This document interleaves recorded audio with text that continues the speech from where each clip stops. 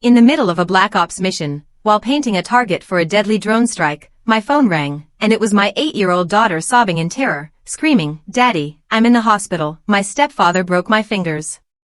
The mission instantly became the least important thing in my world. There are lines you just don't cross, even in the deepest, darkest corners of war. But when those lines involve your innocent child, and a monster comes for her with a hammer, shattering her tiny fingers one by one, that's when you truly learn what a man becomes when everything he loves is broken. That's when the protector you thought you knew vanishes, and something much, much colder takes its place. My name is John Baxter, and for 2 decades, I lived in the shadows. I crouched behind a crumbling concrete barrier in the bombed-out streets of Kandahar, my weathered face a mask of focus, night vision goggles painting the compound in an eerie green glow. At 38, I was a ghost, a legend whispered about in hushed tones among special operations forces. Impossible missions, high-value targets, I erased them with surgical precision. My kill count? Classified, of course, but it was enough to make even seasoned warriors flinch. "Phantom 6, this is Control," crackled Kirk Holt, my handler, through my earpiece. "Target confirmed. Building Alpha. You are cleared to paint." My calloused fingers, scarred from years of gripping rifles and tools of destruction, wrapped around the laser target designator. This little device would guide a Hellfire missile straight to its destination, a pinpoint of obliteration. 20 years of military service had burned one truth into my soul: hesitation meant failure, and failure meant more American soldiers didn't go home alive. But I hadn't always been this machine. 5 years ago, I was a different man. I was a husband to Renee Hendris, a father to my little Emma. The divorce, that was Renee's idea. She said she couldn't handle it anymore, the deployments, the constant fear, the gnawing anxiety of losing me. She packed up, took Emma, and moved back to Colorado, trying to start fresh. Me? I buried myself deeper into the blackest of black operations, into missions that stripped away more of my humanity with each passing year. "Daddy calls every night," Emma had told me during our last video chat, just 3 weeks ago. Her innocent, 8-year-old face beaming through the laptop screen. "But Mommy says you're too busy fighting bad guys to come visit." My heart ached. I promised her I'd take leave soon, real leave, not just these stolen moments between missions. Emma, she was the only one left in the world who could genuinely make me smile. The only tether to the man I used to be, before the military reshaped me into something harder, colder, more efficient. Then my phone buzzed. A text from Kirk. "New priority target identified. Extend deployment by 2 weeks." I typed back, "Negative. Leave is scheduled. Not negotiable." Kirk's response was immediate: "Phantom 6, national security priority." I stared at the message, then at a photo of Emma tucked inside my tactical vest. She was holding a drawing she'd made of me in my uniform, medals, and a huge, goofy smile. The pure innocence in her eyes, it reminded me why I fought. To protect people like her from the monsters lurking in the shadows of the world. But sometimes, out here, in the darkness of foreign battlefields, that line between protector and monster, it got so damn blurry. Control, Phantom 6, beginning target designation. As I raised the laser, my mind drifted, pulled back to simpler times. Renee. She was stunning when we met at that military ball. Blonde hair, a bright, infectious laugh that could light up any room. She was a nurse at the base hospital, drawn, I think, to my quiet intensity, the dangerous edge that clung to me like a second skin. Our courtship was a whirlwind of stolen moments, squeezed between deployments. She claimed she loved my dedication, my unwavering moral compass, my protective nature. But as the years passed, as the missions grew more classified, more brutal, she started to see something in my eyes that frightened her. "You're different when you come back," she'd said during one of our final, screaming arguments. "Colder. More distant. It's like you leave part of yourself on those battlefields." She wasn't wrong. Each mission demanded I compartmentalize my humanity, to become the efficient killer that kept America safe. The transition back to husband and father became harder, a heavier burden, as my body count rose and my methods became more ruthless. The divorce papers arrived while I was eliminating a terrorist cell in Syria. By the time I returned stateside, Renee had already moved to Colorado Springs with Emma. She needed distance, she said, from military life, to heal, to start over. You can see Emma whenever you want, Renee had promised. I'm not trying to keep her from you. I just can't be married to someone who scares me. I agreed to the divorce without a fight. I knew she was probably right to fear what I'd become. But Emma, she remained my anchor to humanity, the one person who could still see the good man buried beneath layers of justified violence. Then my secure satellite phone rang, cutting through the silence of target designation. Emma's number. Unusual. She usually stuck to our scheduled video chats, never during operational hours. I activated my throat mic control, Phantom 6. Taking priority communication. Stand B. I answered, expecting her cheerful voice asking about my latest adventure. Instead, my world shattered. Heart-wrenching sobs, a voice thick with pain and terror.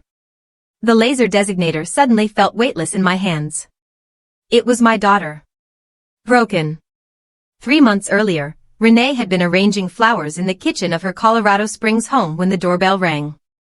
Through the peephole, she saw him, a handsome man in an expensive suit, tall, dark-haired, with a kind of confident smile that had always been her weakness. Mrs. Baxter, he'd said when she opened the door. I'm Darren Lockwood, your new neighbor. Just wanted to introduce myself, see if you needed help with anything. Darren had moved in across the street 2 weeks prior. Renee had noticed him, always seeming to time his outdoor activities with her comings and goings. He was attractive in a way I never was, polished, sophisticated, none of the dangerous edge that had ultimately driven her away from me. It's Hendris now, actually, she corrected, smiling despite herself. I went back to my maiden name after the divorce. Recent divorce. Darren's expression had been sympathetic, understanding. I went through one myself last year. It's tough, especially with kids involved. Over coffee that afternoon, Renee found herself opening up to this charming stranger. Darren claimed to be a pharmaceutical sales representative, traveling frequently, but recently relocated to Colorado for a more stable lifestyle. He was attentive, funny, seemed genuinely interested in both her and Emma. Your ex-husband's military? Darren had asked, noting the framed photo of me in dress uniform that Renee kept on the mantel for Emma's sake. Special operations, Renee replied. He's intense. The kind of man who solves problems with violence first and questions later. Darren's eyes gleamed with interest. Sounds dangerous. That's why I left, she said. I couldn't live with someone who scared me. Even if he claimed everything he did was to protect us. What Renee didn't know was that Darren Lockwood wasn't a pharmaceutical salesman. His real name was Darren Lockwood, yes, but his profession was far more sinister. He was a freelance intelligence broker, selling military secrets to the highest bidder, regardless of nationality or ideology. His move to Colorado Springs hadn't been coincidental. He'd been specifically hunting for connections to high-value military targets. My classified record made me a priority acquisition. My access to special operations intelligence, my knowledge of terrorist networks, my tactical expertise, it was worth millions to the right buyers. But I was notoriously difficult to approach directly. My paranoid security measures and violent reputation made me nearly untouchable. Renee, however, was a different story. A lonely divorcee with a young daughter, desperate for companionship and security. Darren had spent weeks studying her routine, her preferences, her vulnerabilities before making his move. The courtship was calculated, methodical. Flowers delivered when Renee was feeling overwhelmed by single motherhood. Expensive dinners at restaurants she'd mentioned wanting to try. Gifts for Emma that showed he was paying attention to her interests. Within 2 months, Darren had moved in. Within 3, he and Renee were discussing marriage. Emma seems to like you, Renee had said one evening as they watched the little girl play in the backyard. She's a special kid. Smart like her father, I imagine. Renee's expression had darkened slightly. John's intelligent, but he's also dangerous. I worry about what Emma might inherit from him. His temper, his inability to back down from a fight, his complete lack of mercy when someone crosses him. Renee had shuddered slightly. I've seen what he's capable of when he feels betrayed. Darren made mental notes of every detail. My psychological profile was crucial for what came next, the systematic extraction of intelligence through my daughter and ex-wife. The process started small. Casual questions about my deployment schedule, my recent missions, my contacts within the military hierarchy. Renee didn't know much about the classified details, but she knew enough to paint a picture of my current operations. When Emma video chatted with me, Darren would listen from another room, recording the conversations, analyzing them for useful intelligence. The little girl was surprisingly observant, often repeating things I'd mentioned about my location, my teammates, my upcoming missions. Daddy says he's in a really hot place with lots of sand, Emma had reported after one call. And he's working with someone named Kirk, who gives him special jobs. Darren immediately researched Kirk Holt, discovering his role as a handler for black operations. The intelligence was valuable, but Darren needed more. Direct access to my operational details, mission parameters, target lists. That's when the psychological manipulation began in earnest. Emma's father called again last night, Darren had mentioned to Renee after a particularly long video chat. She always seems upset after talking to him. Upset how? Anxious, withdrawn. Like she's carrying secrets. She's too young to understand. Renee began monitoring Emma's calls more closely, asking probing questions about what she and I discussed. Each piece of information was passed along to Darren, who compiled detailed intelligence reports for his foreign contacts. But as the months passed, Darren grew impatient with the slow trickle of information. His buyers were demanding more detailed intelligence, real-time operational data that could only come from direct access to my communications or personal effects. That's when Darren made his fatal mistake. He decided to use force. Emma needs to understand that her real family is here now, he told Renee one evening. All this contact with her father is preventing her from moving on. I can't cut John out of Emma's life completely. He's her father. He's a killer who abandoned his family for his precious military career. Emma deserves better. The arguments escalated over the following weeks, with Darren becoming increasingly controlling and manipulative. He'd begun isolating Renee from her friends, monitoring her communications, making subtle threats about what might happen if she didn't cooperate with his demands for information about me. But Emma remained loyal to her father, refusing to share details about our conversations or to accept Darren as a replacement parent. Her resistance triggered something dark in Darren's personality, a violent streak he'd kept carefully hidden during his manipulation campaign. The first incident had been a slap across Emma's face when she'd refused to call him Dad. The second had been a twisted arm when she tried to hide during one of my scheduled calls. But last week, when Emma had defiantly told Darren that her real father was coming home soon to visit, his mask finally slipped completely. Now, as Renee worked late at the hospital, oblivious to the horror unfolding in her own home, Darren stood in the garage with a carpenter's hammer in his hand and a terrified 8-year-old girl tied to a chair. "Tell MC, call Daddy," he said with a smile that would have made seasoned soldiers flinch. Let's see how tough he really is when someone he loves is in danger. I was painting a target for a drone strike when the call came in. My laser designator was rock steady on the compound's main building, waiting for confirmation from the drone operator. But Emma's number, appearing on my satellite phone, immediately shifted everything. Control, Phantom 6. Hold strike authorization. Priority communication incoming. Negative, Phantom 6. Target window closing in 60 seconds. I ignored the command. I answered. I expected Emma's usual cheerful greeting. Instead, her voice hit me like a sniper's bullet to the chest. It was my 8-year-old daughter screaming. "Daddy, I'm in the hospital. My stepfather broke my fingers, one by one, with a hammer." The laser designator slipped from my suddenly numb fingers. Emma's agonized sobs filled my earpiece. 20 years of combat experience, countless life-or-death situations, and nothing had ever prepared me for the sound of my daughter being tortured. She was sobbing. I could hear her whimpering through the phone. Each breath a struggle against pain and terror. "Emma, sweetheart, where are you? Are you safe now?" "I'm in the hospital, Daddy. The doctors say some of my fingers might not work right anymore." Her voice broke on those last words, dissolving into heartbroken sobs that tore through my chest like shrapnel. "Phantom 6, you are ordered to complete the mission." Kirk Holt's voice crackled through my tactical radio, but I was beyond caring about orders or consequences. "Emma, baby, listen to me. You're safe now, okay? The doctors are going to take care of you, and Daddy's coming home. He said if I told anyone what really happened, he'd hurt Mommy, too. Emma's voice dropped to a terrified whisper. But I had to call you, Daddy. I had to. Before I could respond, the phone was apparently taken from Emma. A man's voice came on the line. Confident. Mocking. The tone of someone who believed he held all the cards. Tell your soldier, Daddy, I'm coming for him next. The voice was unfamiliar, but I committed every inflection to memory. I would recognize that voice anywhere now.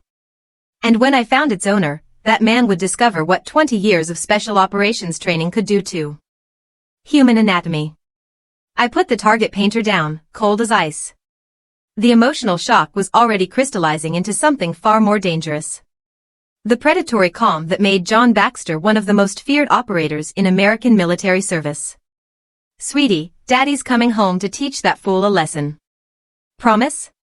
Emma's voice was small and broken, but carried a note of hope that stabbed my heart. I promise, baby. Daddy's going to fix everything. The line went dead, leaving me staring at my phone in the sudden silence of the Afghan hillside. Around me, the war continued. Distant explosions, radio chatter, the mechanical whine of surveillance drones. But my world had narrowed to a single, crystalline focus. Whoever had hurt my daughter was going to die. Slowly. Painfully. Phantom 6, respond immediately. Kirk Holt's voice was sharp with authority. You have abandoned your mission parameters without authorization. I activated my throat mic, my voice carrying a tone that made my handler pause mid-sentence. Kirk, I need immediate extraction and transport to Colorado Springs. My daughter's been tortured by her stepfather. That's not how this works, John. You have a job to finish. The job's finished. I stood and began walking away from my position, leaving behind millions of dollars in tactical equipment and a high-priority target that would now require an entirely new operation to eliminate. Either you give me transport home, or I'll find my own way. But I'm leaving Afghanistan in the next 6 hours, with or without military approval.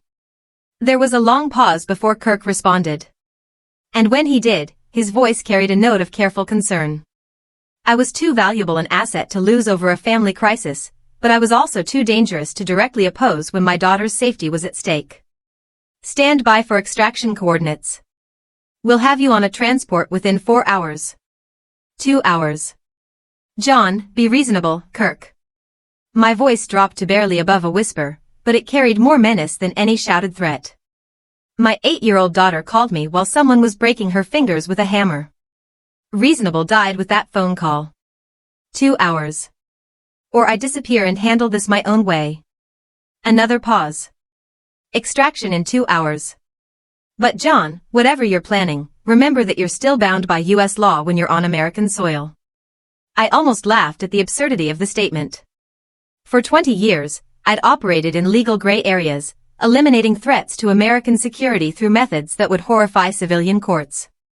The idea that domestic law would constrain me when my daughter's torturer was still breathing was beyond naive. Sure, Kirk. I'll keep that in mind. As I began the trek to my extraction point, my mind was already shifting into mission planning mode. Darren Lockwood. I'd heard Renee mention the name during our last conversation about her new relationship. The man who'd moved in with my ex-wife and daughter, the pharmaceutical salesman who'd seemed too good to be true. I'd been suspicious from the beginning, but had restrained myself, knowing that Renee had the right to move on with her life. Emma had seemed happy enough with her new stepfather, and I had no legal grounds to interfere with my ex-wife's choices. But this changed everything. Darren Lockwood had crossed a line that separated civilization from barbarism, and John Baxter was uniquely qualified to demonstrate the consequences of that choice. During the helicopter ride to Bagram Air Base, I began gathering intelligence on my target. My military-issued laptop had access to databases that most law enforcement agencies could only dream of. Financial records, travel history, communication intercepts, even psychological profiles compiled by government analysts. What I found about Darren Lockwood was troubling in ways that went far beyond child abuse. The man's cover story was elaborate, but ultimately false. Bank accounts funded through shell companies, a travel history that coincided with intelligence breaches, communication patterns that suggested professional espionage activities. My blood went cold as the implications became clear. This wasn't a random case of domestic violence.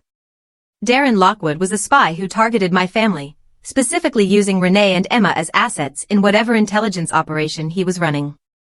The torture of Emma hadn't been a momentary loss of control.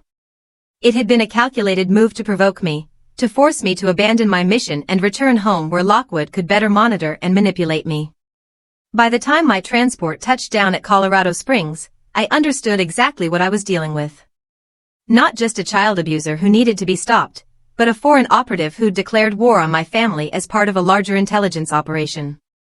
Darren Lockwood had made the fatal mistake of believing that John Baxter would respond to this provocation with conventional law enforcement methods, police reports, custody hearings, legal proceedings that could be manipulated and prolonged. Instead, he was about to discover that some problems required more direct solutions. And John Baxter had been solving problems directly for 20 years. The war in Afghanistan would have to wait. I had a new mission now, one that would be conducted on American soil against an enemy who'd made the unforgivable error of hurting my daughter. And unlike my overseas operations, this mission would be personal. Children's Hospital Colorado felt like a battlefield as I strode through the sterile corridors, still wearing my tactical pants and combat boots from the extraction flight. Nurses and security guards instinctively stepped aside. Something in my bearing, my predatory focus, warned them that this was not a man to impede. Emma's room was in the pediatric wing, guarded by a single police officer who looked up nervously as I approached. "Sir, I need to see some identification. I'm her father." My voice carried an edge that made the officer's hand move instinctively toward his weapon. "Move." The officer, a 20-something rookie named Bobby Fletcher, had been briefed about Emma's situation, but not about her father's background. What he saw was a dangerously looking man with killer's eyes demanding access to a child victim. "Sir, I'm going to need you to calm down and show me." My military ID was suddenly in the officer's face, along with credentials that made Bobby's eyes widen. Special Operations Command, classified clearance levels, enough commendations to outfit a small army. "Jesus," Bobby whispered. "Your special forces?" "Something like that." I pushed past the officer and entered Emma's room, my heart clenching at what I saw. My 8-year-old daughter lay in a hospital bed, her right hand wrapped in bulky bandages that couldn't hide the unnatural angles of her fingers. Her face was pale with shock and pain, but her eyes lit up when she saw me. "Daddy." Emma tried to sit up, then winced as the movement jarred her injured hand. I was beside her bed in 2 quick strides, gently embracing her while being careful not to disturb her injuries. "I'm here, baby. Daddy's here now." "I knew you'd come." Emma's voice was small but determined. "I told him you'd come for me." "Where's your mother?" "Mommy's talking to the doctors. She's been crying a lot." Emma's expression grew troubled. "She didn't know, Daddy. She was at work when he hurt me." I felt the cold rage building in my chest, but I kept my voice gentle for Emma's. "Sake. Can you tell me what happened, sweetheart?" Emma's story came out in halting, painful fragments. Darren had been asking her questions about my work, my deployments, my phone calls. When Emma had refused to share details, Darren's requests had become demands, then threats. He said if I didn't help him, something bad would happen to Mommy. "But I couldn't tell him about your secret work, Daddy. You said never to tell anyone about the special things you do." My hands clenched into fists as Emma described the escalating abuse. Isolation, verbal threats, and finally the systematic torture that had left her fingers broken and possibly permanently damaged. "He used a hammer from the garage," Emma whispered. "He said each finger I didn't tell him about your work would get broken." I made it to 3 before she started crying again. I held her carefully, my mind already calculating trajectories, timelines, and kill zones. Darren Lockwood had tortured a child to extract military intelligence. By any definition of the word, that made him an enemy combatant engaged in hostile operations against American interests. "Mr. Baxter?" I turned to see a woman in scrubs entering the room.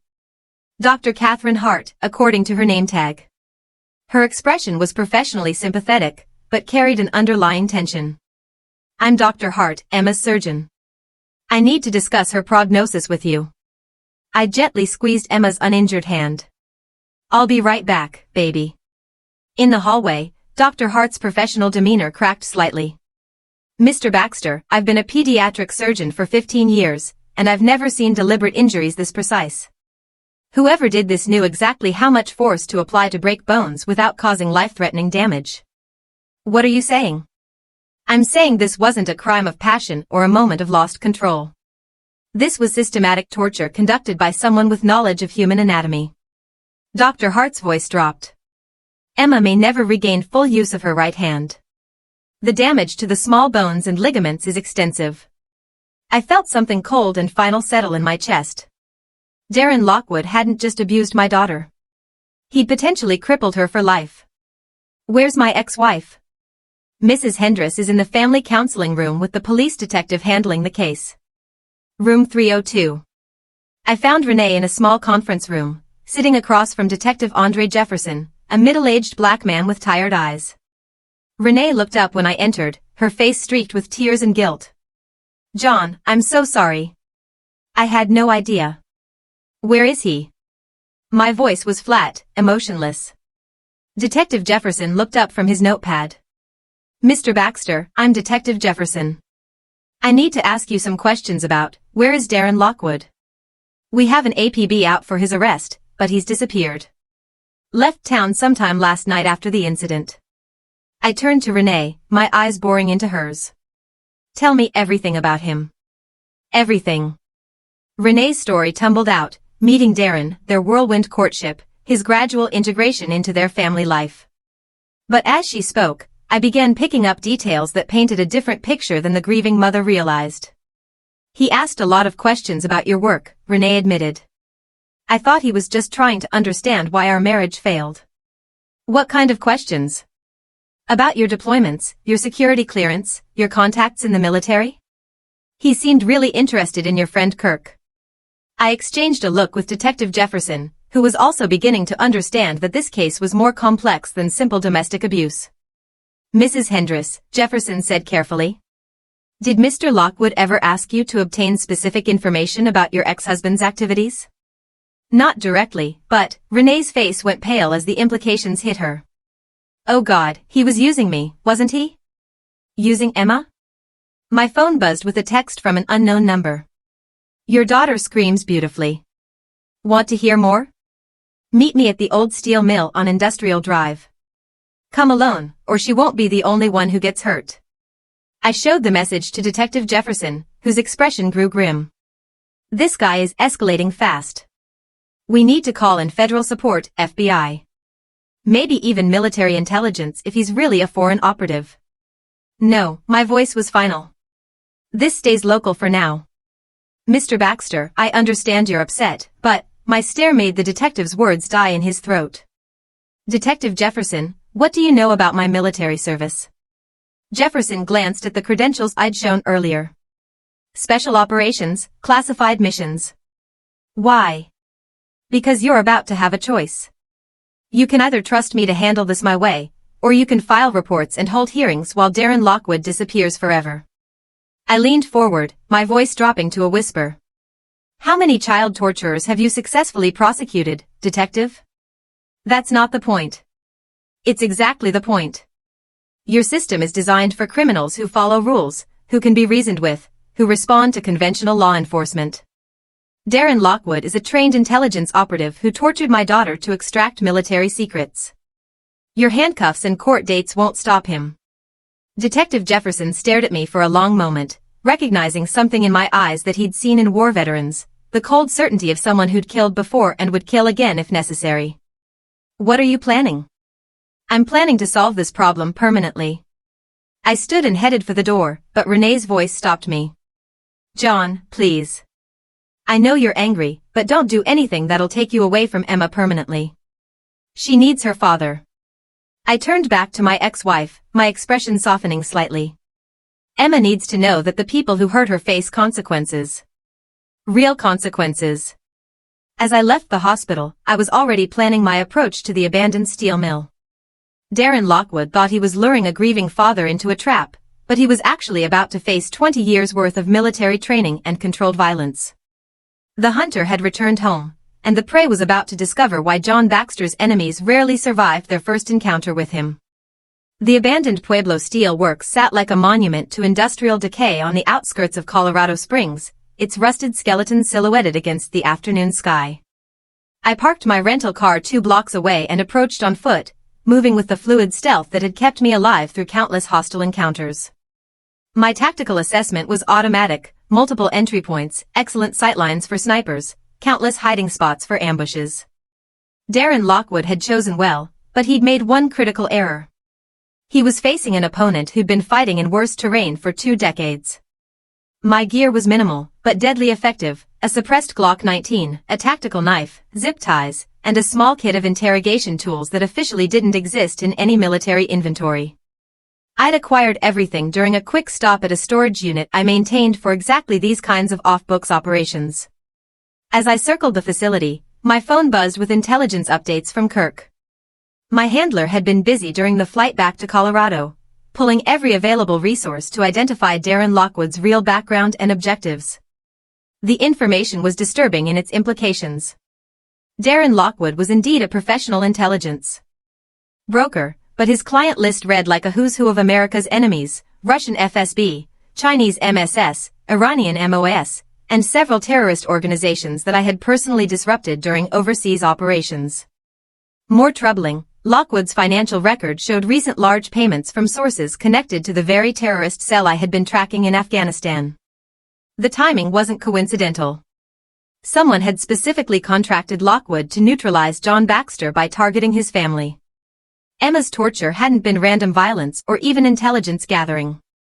It had been a calculated psychological warfare operation designed to bring me home and compromise my operational effectiveness. Every scream, every broken bone had been part of a larger strategy to destroy me emotionally and professionally. I felt my famous cold rage crystallizing into something even more dangerous: the absolute certainty that Darren Lockwood represented an existential threat that required permanent elimination.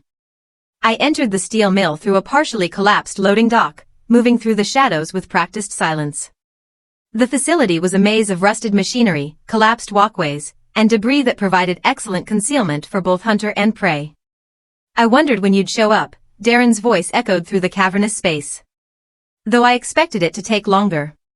"You military types usually follow protocols, file reports, wait for backup."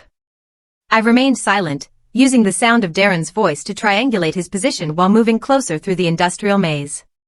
"Your daughter's quite the little soldier," Darren continued, his voice carrying a mocking tone that made my grip tighten on my weapon. "Took 3 broken fingers before she started talking." I was impressed. Most adults break after the first one.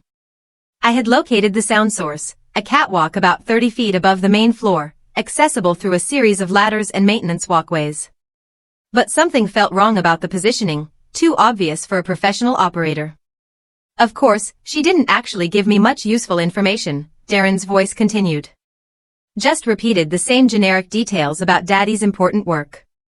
But her screams, those were very informative indeed."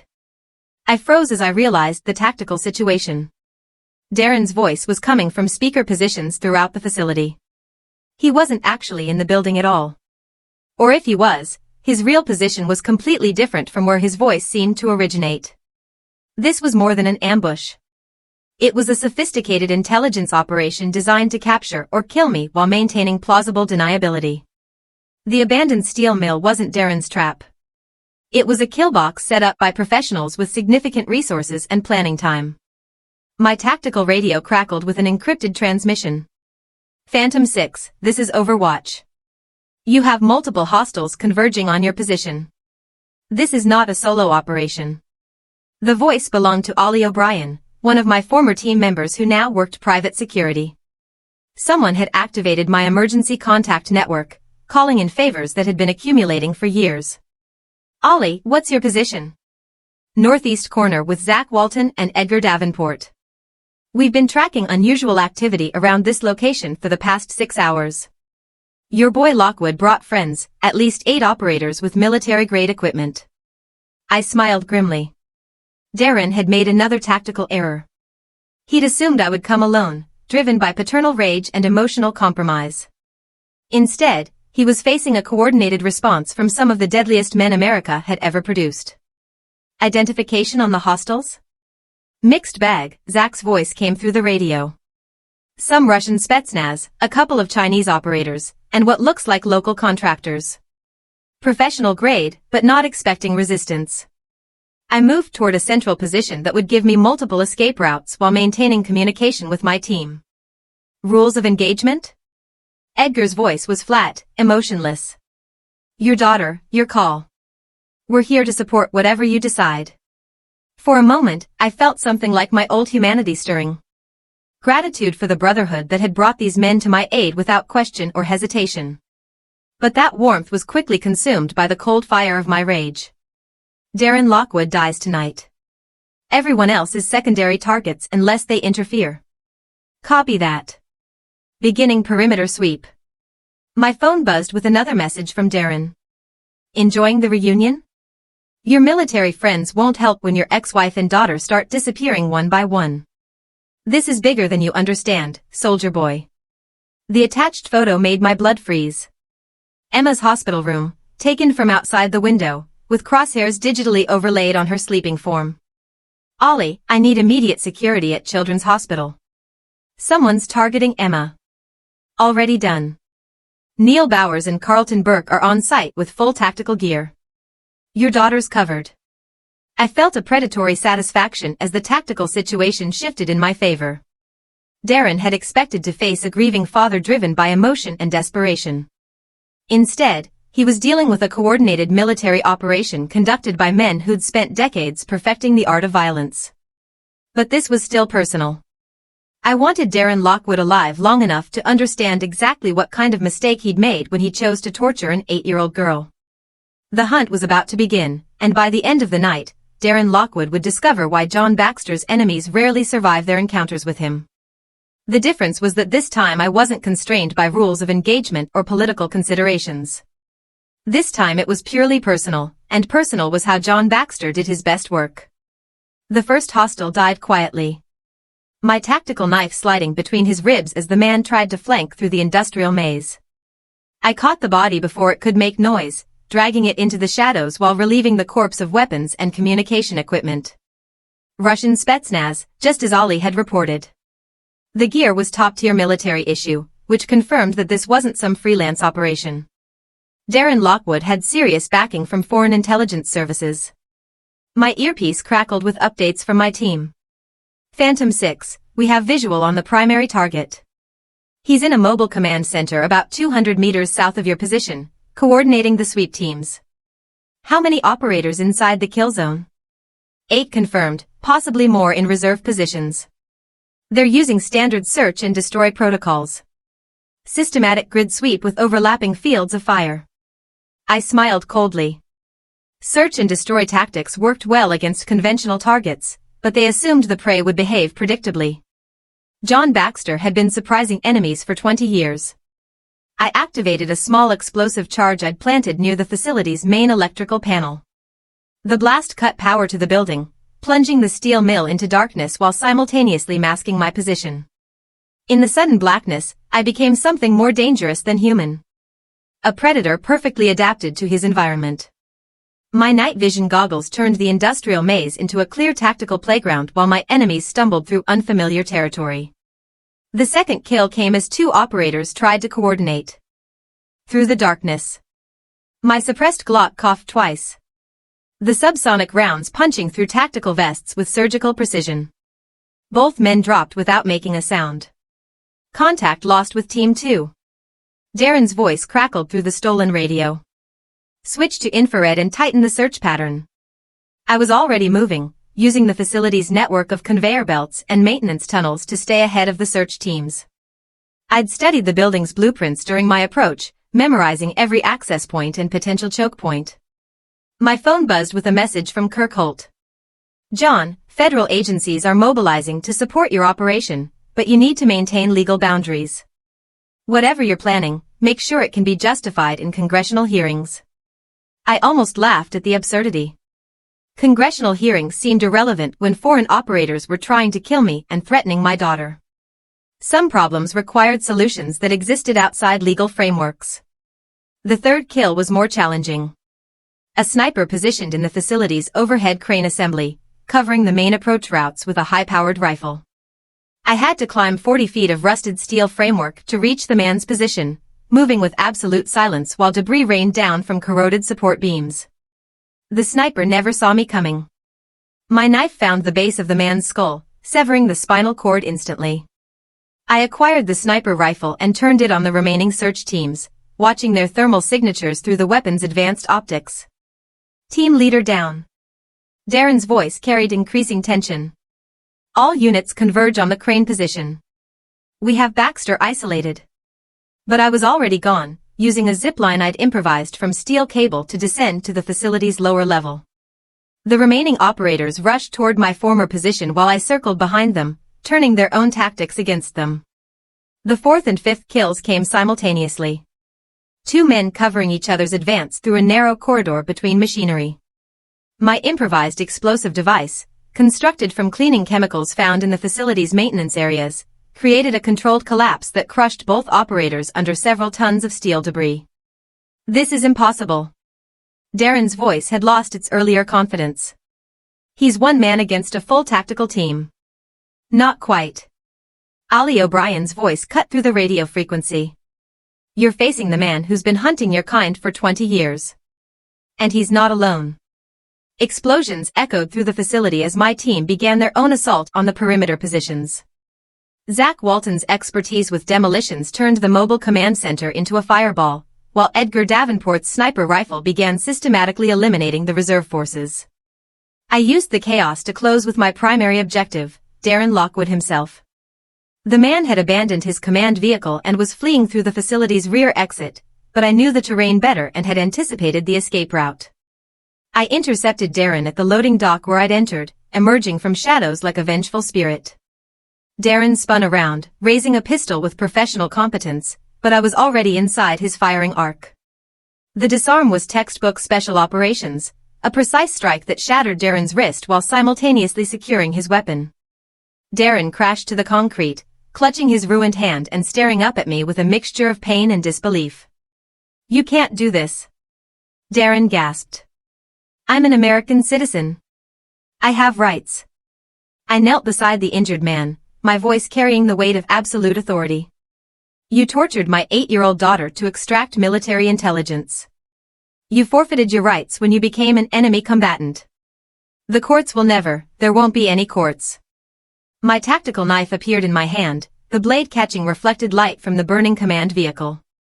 You wanted to meet the man who raised Emma Baxter. Now you're going to discover what kind of father she has.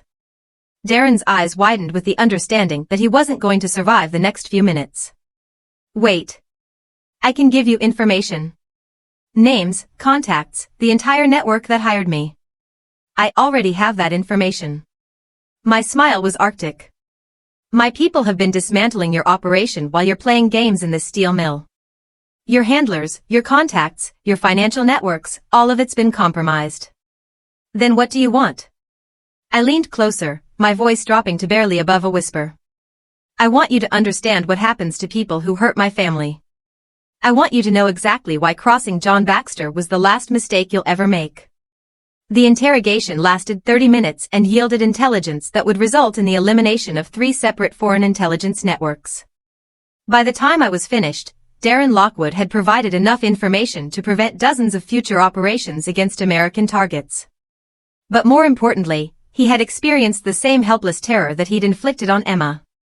The understanding that mercy wasn't coming, that his suffering served a larger purpose, and that his fate had been sealed the moment he chose to harm an innocent child. When I finally ended Darren's life, it was with the clinical efficiency of a professional soldier completing a necessary mission.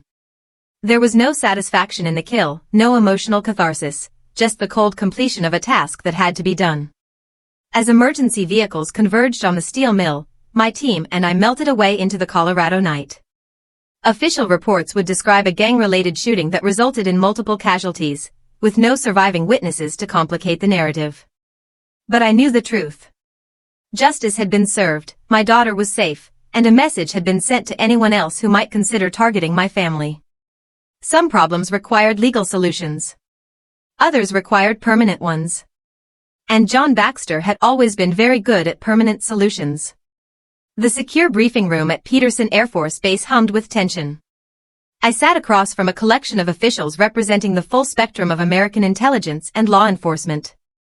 FBI Deputy Director Mike Brock, CIA Section Chief Carl Cooper, and Military Intelligence Colonel Dustin Rogers had convened an emergency session to address what they were officially calling the Colorado Springs incident. 11 dead foreign operatives, Deputy Director Brock began, reading from a classified report. 3 destroyed vehicles, 1 demolished steel mill, and enough weapons to outfit a small army. All traced back to a domestic dispute involving your daughter. I remained silent, my expression neutral. 24 hours had passed since the steel mill operation, and I'd spent the time ensuring Emma's security while allowing official channels to process the aftermath. The evidence suggests a coordinated attack by hostile intelligence services, Colonel Rogers continued.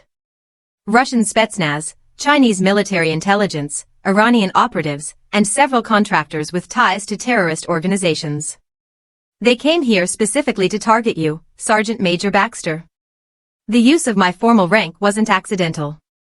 These men understood exactly who they were dealing with, and the resources at my disposal. What's your assessment of the threat level going forward? CIA Section Chief Cooper asked. Neutralized, I replied simply. The networks that hired Darren Lockwood have been compromised. Their operational security is blown, their financial channels are exposed, and their key personnel are either dead or under surveillance. How can you be certain?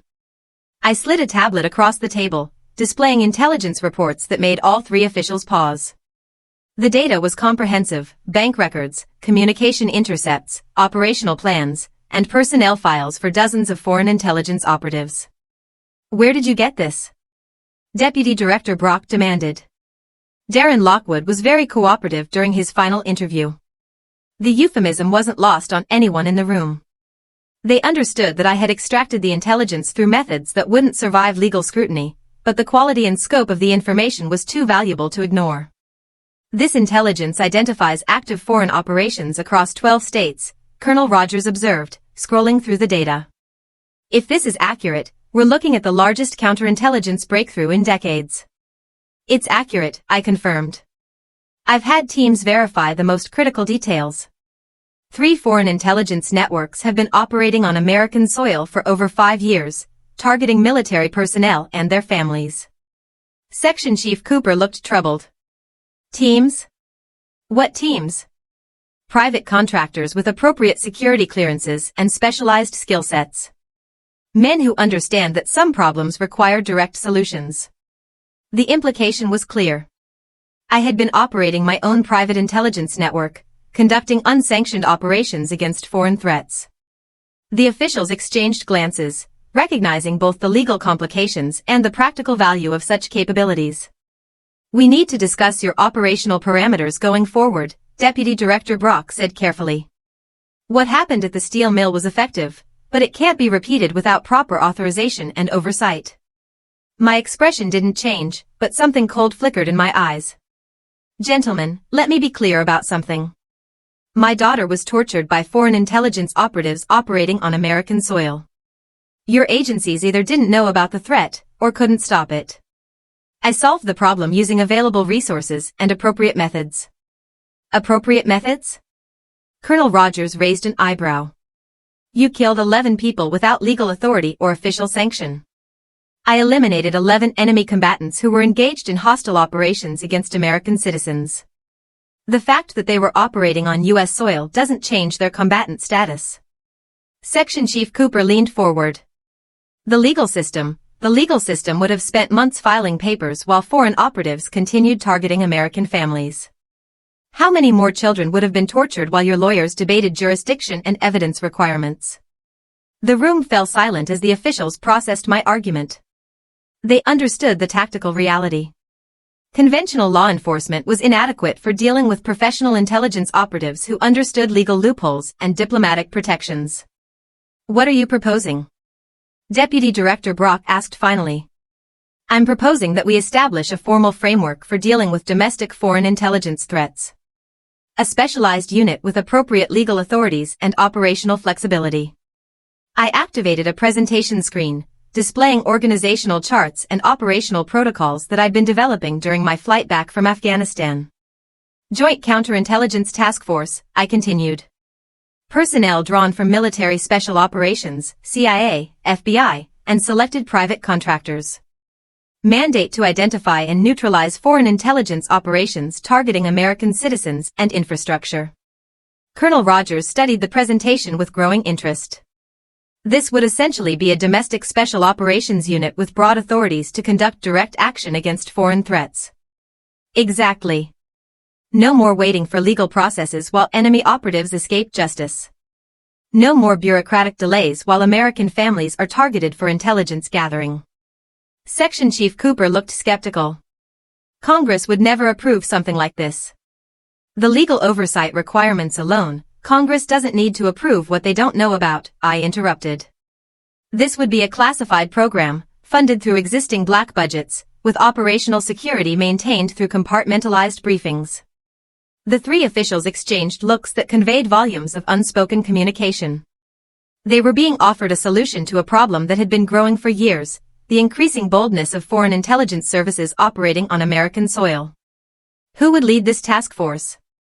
Deputy Director Brock asked. Someone with the operational experience to identify threats, the tactical skills to neutralize them, and the motivation to protect American families. My smile was cold. Someone who's already proven that the mission can be accomplished. Colonel Rogers nodded slowly. You're volunteering to run a domestic assassination program. I'm volunteering to protect American citizens from foreign intelligence threats using whatever methods prove necessary and effective. The meeting continued for another 2 hours, covering operational details, legal frameworks, and political considerations. By the end, I had secured unofficial approval for my proposal, with the understanding that success would bring formal recognition and failure would result in complete disavowal. As the officials filed out, Section Chief Cooper lingered behind. This is about more than your daughter, isn't it? He asked quietly. I was quiet for a long moment. Emma's attack was personal, but the intelligence we recovered suggests dozens of other families have been targeted.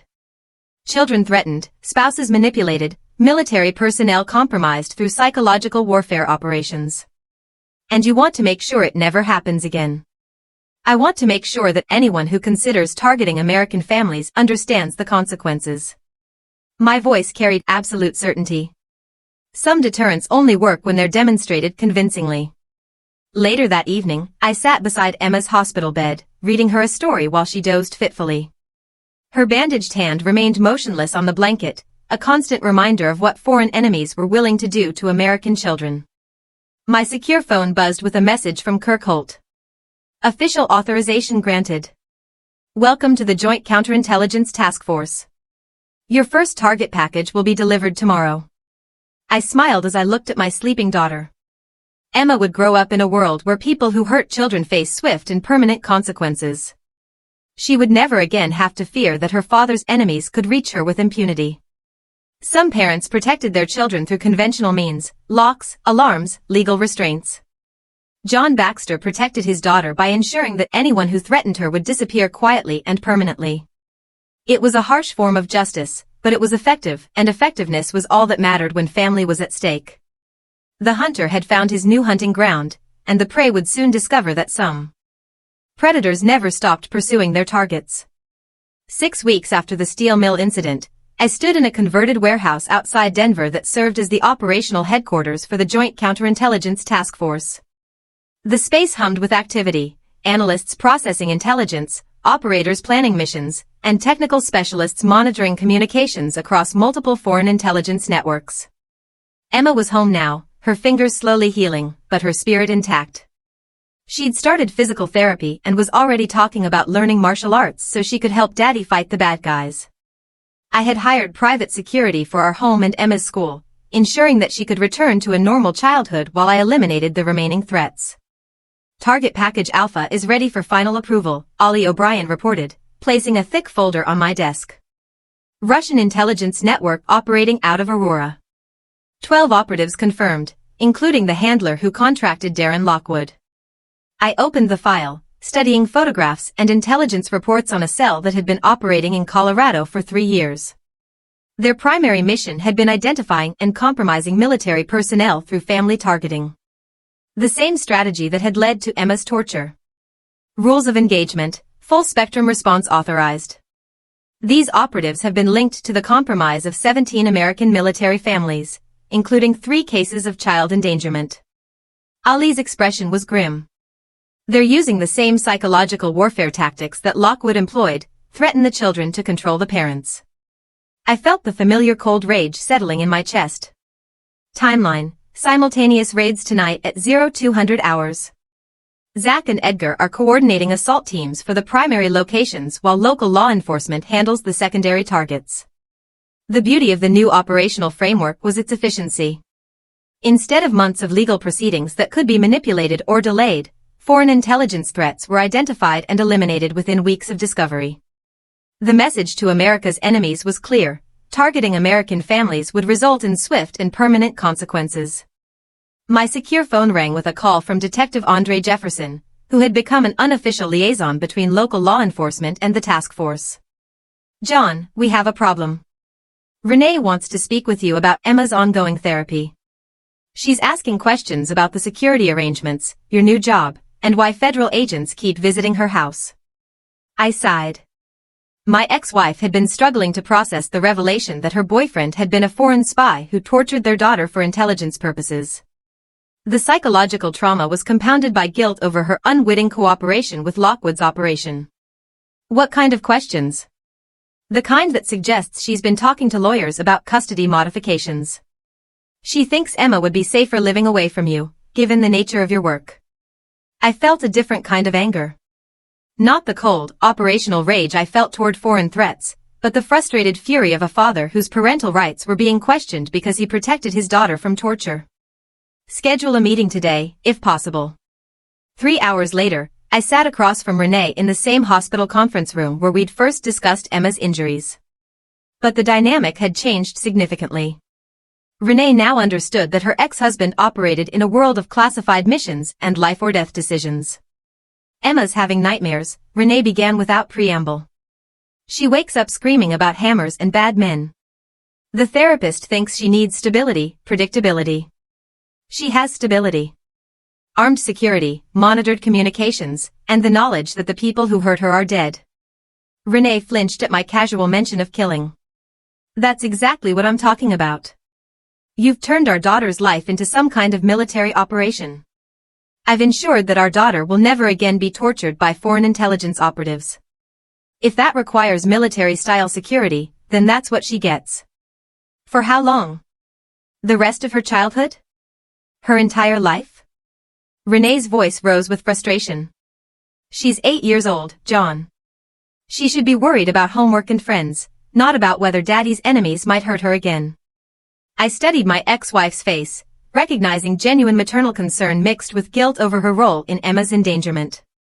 "Are you proposing a shared custody modification? Emma lives with me during the school year, visits you during holidays and summers, away from whatever it is you're doing now. And what exactly do you think I'm doing?" Renee's expression grew troubled. "I don't know, and that's what scares me. Federal agents won't discuss your current assignment." Detective Jefferson changes the subject when I ask about the steel mill incident. "Emma talks about Daddy having special friends who watch our house." I was quiet for a long moment, weighing operational security against parental honesty. I hunt people who threaten American families. Specifically, I eliminate foreign intelligence operatives who target military personnel and their children. "You're an assassin." "I'm a counterintelligence specialist who uses direct action methods to neutralize foreign threats." Renee stared at him with a mixture of fear and fascination. "How many people have you killed?" "Enough to ensure that Emma will never again face the kind of torture that Darren Lockwood inflicted on her." "And that's supposed to comfort me?" I leaned forward, my voice carrying absolute conviction. "It should comfort you because it means our daughter is protected by someone who has the skills, resources, and motivation to eliminate anyone who threatens her." How many other 8-year-olds can say that? Before Renee could respond, my phone buzzed with an urgent message from Edgar Davenport. "Alpha operation compromised. One target escaped and is heading toward Emma's school. Immediate extraction required." I was on my feet instantly, my tactical mind shifting into combat mode. Where's Emma right now? At school. John, what's wrong? One of the foreign operatives we've been tracking just broke surveillance and is heading toward Emma's location. I was already calling for backup while moving toward the exit. I need you to call the school and tell them to implement lockdown procedures. Now. Renee went pale. This is exactly what I'm talking about. Your work is putting Emma in danger again. My work is the only thing that's kept Emma safe since Lockwood. I paused at the door, my expression softening slightly. Renee, these people were targeting our family long before I started hunting them. The only difference now is that I'm hunting them back. As I raced through Colorado Springs traffic toward Emma's elementary school, I coordinated with my tactical team through a secure radio. The escaped operative, a Russian intelligence officer named Alexei Volov, had been part of the network that contracted Lockwood's services. Phantom 6, this is Overwatch, Ali's voice crackled through the radio. Target is confirmed moving toward the school in a stolen vehicle. He's 4 minutes ahead of your arrival. School security status, lockdown initiated, but the building's perimeter is vulnerable. We have assets moving to intercept, but it's going to be close. I pushed my vehicle harder, weaving through traffic with the skills of someone who conducted high-speed pursuits through hostile territory. Every second counted when Emma's safety was at stake. My phone rang with a call from Emma's school principal. Mr. Baxter, we have Emma secured in the administrative office, but there's a man in the parking lot demanding to speak with her. He claims to be from Child Protective Services. Do not let him enter the building under any circumstances. Federal agents are en route. I could see the school now, along with a black sedan parked near the main entrance. Through my binoculars, I spotted Alexei Volov approaching the building with what appeared to be official documentation, probably forged credentials designed to gain access to Emma. The Russian operative had made a critical tactical error. Instead of disappearing after his network was compromised, he decided to complete his original mission by targeting my daughter directly. It was a mistake that would cost him his life. I parked 3 blocks away and approached the school through a drainage culvert that provided concealment while offering multiple firing positions. My suppressed rifle was already loaded with match-grade ammunition designed for precision shooting at extended range. Through my scope, I watched Volov argue with school security while attempting to gain entry to the building where Emma was hiding. The man was desperate, probably aware that his escape routes were closing, and his only leverage was terrorizing an 8-year-old girl. My crosshairs settled on Volov's center mass, my breathing steady and controlled. The shot would be taken at 150 meters, with a slight crosswind and an elevated firing position, well within my capabilities, but requiring precise calculation. As Volov pulled a weapon and began threatening school personnel, I squeezed the trigger with the calm expertise of 20 years' worth of precision shooting. The subsonic round struck Volov in the chest, dropping him instantly without alerting nearby civilians to the gunshot. Target neutralized, I reported through my radio. Threat to Emma eliminated. As emergency vehicles converged on the school, I melted away from my firing position and returned to my vehicle. Emma would be safe now. The immediate threat was eliminated, and a message had been sent to any other foreign operatives who might consider targeting my family. But as I drove away from the scene, I realized that Renee had been partially correct. My work would always carry risks that could potentially endanger Emma. The question was whether those risks were greater than the certainty that foreign enemies would target her if I stopped hunting them. For me, the answer was simple. As long as people existed who would torture children for intelligence purposes, I would hunt them with professional efficiency and personal motivation. Emma deserved to grow up in a world where such monsters feared the consequences of their actions. And I would ensure that they learned those consequences through direct, personal experience. 2 months later, I sat in Emma's hospital room as she completed her final physical therapy session. Her fingers had healed better than the doctors had initially predicted, though she would always bear scars from Darren Lockwood's hammer. But those scars had also taught her lessons about the world that most children her age would never understand. "Daddy, will the bad men ever come back?" Emma asked as the therapist finished wrapping her hand in a support bandage. "No, sweetheart. The bad men who hurt you are gone forever." "What about other bad men?" I considered my answer carefully. Emma deserved honesty, but she also deserved the innocence that Lockwood had tried to steal from her. There might be other bad men someday, but Daddy has friends who watch for them. And if they ever come near you, they'll discover that hurting little girls is a very dangerous mistake. Emma nodded with the solemnity of someone who had learned that evil existed, but that good people fought back against it. I want to learn to fight, too, so I can help you stop the bad men. Someday, maybe. But for now, your job is to be 8 years old and let Daddy worry about the bad men. After Emma's session, I met with Detective Andre Jefferson to review the final reports on what was now being called the foreign intelligence incursion. 17 enemy operatives killed or captured, Jefferson reported. 3 complete foreign intelligence networks dismantled. Dozens of American military families no longer under threat. By any measure, this was a successful operation. What about the political fallout? Minimal. The Justice Department is treating this as a counterterrorism victory, and Congress is praising interagency cooperation. Nobody's asking uncomfortable questions about methods or body counts. I nodded with satisfaction. The Joint Counterintelligence Task Force had proven its effectiveness, and similar units were already being established in other major cities with significant military populations. There is one complication, Jefferson continued, his expression growing troubled. Renee's custody petition. I had been expecting this development. Despite Emma's recovery and the elimination of immediate threats, Renee remained convinced that my profession made me an unsuitable primary guardian. What's her argument? That your current work exposes Emma to ongoing dangers that outweigh the benefits of your protection. She's citing the school incident as evidence that your enemies will continue targeting Emma regardless of your security measures. The court's initial response, a judge is scheduled to hear arguments next week. But John, Jefferson paused. Renee's lawyer has been asking questions about your military service, your current assignment, your methods for dealing with threats. They're trying to paint you as an unstable veteran who uses excessive violence to solve problems. I felt a familiar cold anger settling in my chest. The irony wasn't lost on me. I was being portrayed as dangerous by the woman whose negligence had enabled Emma's torture, while the man who'd eliminated that threat was facing potential loss of custody. Schedule a meeting with Renee today. That afternoon, I found my ex-wife in the coffee shop where we'd first discussed our divorce years earlier. She looked tired, stressed, and older than her 34 years. The psychological aftermath of discovering she'd been manipulated by a foreign spy was still taking its toll.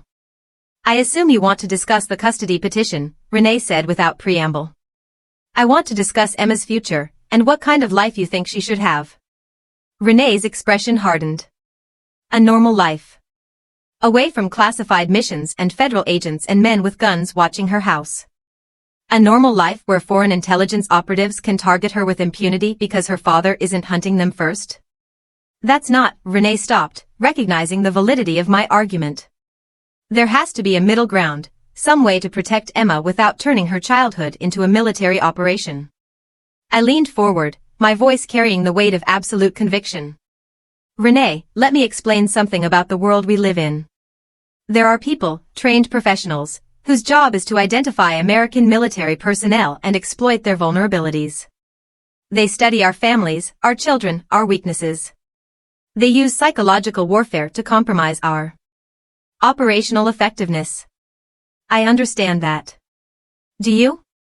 Because Darren Lockwood specifically targeted you and Emma to get to me. He tortured our daughter to extract military intelligence that would have resulted in American soldiers being killed overseas. That wasn't random violence. It was professional espionage conducted against an 8-year-old child. Renee's face went pale as the full implications hit her. You're saying they'll never stop? I'm saying that as long as I'm involved in counterintelligence operations, Emma will remain a potential target for foreign enemies. But I'm also saying that she's safer with me than without me, because I have the skills and resources to eliminate those threats permanently. And if you're killed? If one of your missions goes wrong, what happens to Emma then? I was quiet for a long moment. It was a valid question. My profession carried inherent risks that could leave Emma orphaned or vulnerable to retaliation. If I'm killed, Emma will be protected by the network of operators who've been working with me. Men like Ollie O'Brien, Zach Walton, Edgar Davenport, professionals who understand that protecting her is protecting part of what makes us human.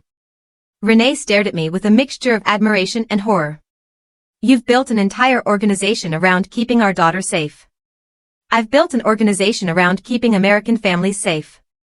Emma just happens to be the one I care about most. Before Renee could respond, my secure phone buzzed with an urgent message from Kirk Holt. Priority target identified. Iranian intelligence cell planning operation against military families in San Diego. Your task force is requested for immediate deployment. I showed the message to Renee, watching her expression as she processed the implications. More children at risk, she said quietly. More children who need someone willing to stop the monsters before they strike. Renee was quiet for several minutes, staring out the coffee shop window at the ordinary suburban street where ordinary families lived ordinary lives, blissfully unaware of the predators who studied them from the shadows. If I withdraw the custody petition, she said finally, what guarantees do I have that Emma will be protected? You have my word that anyone who threatens her will face the same fate as Darren Lockwood and his associates. That's not a legal guarantee, John. That's a promise of violence. My smile was cold, but genuine. Sometimes those are the only guarantees that matter. That evening, I received confirmation that Renee had withdrawn her custody petition. Emma would remain with me, protected by the network of professional killers who'd sworn to defend American families against foreign threats. As I tucked Emma into bed that night, she looked up at me with the serious expression she developed since her ordeal with Lockwood. Daddy, are you going to have to go away again to fight the bad men? Yes, sweetheart. But this time, I'm going to make sure they understand what happens to people who hurt children. So maybe after a while, there won't be as many bad men who need fighting. Emma nodded with 8-year-old wisdom. Good, because I want other kids to be safe, too. I kissed her forehead, marveling at the resilience and compassion that had survived her torture.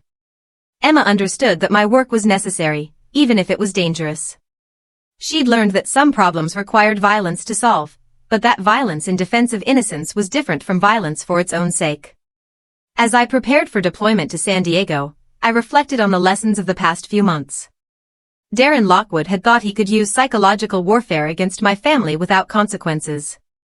Foreign intelligence services had assumed that American military personnel would accept threats against their children as an unavoidable occupational hazard.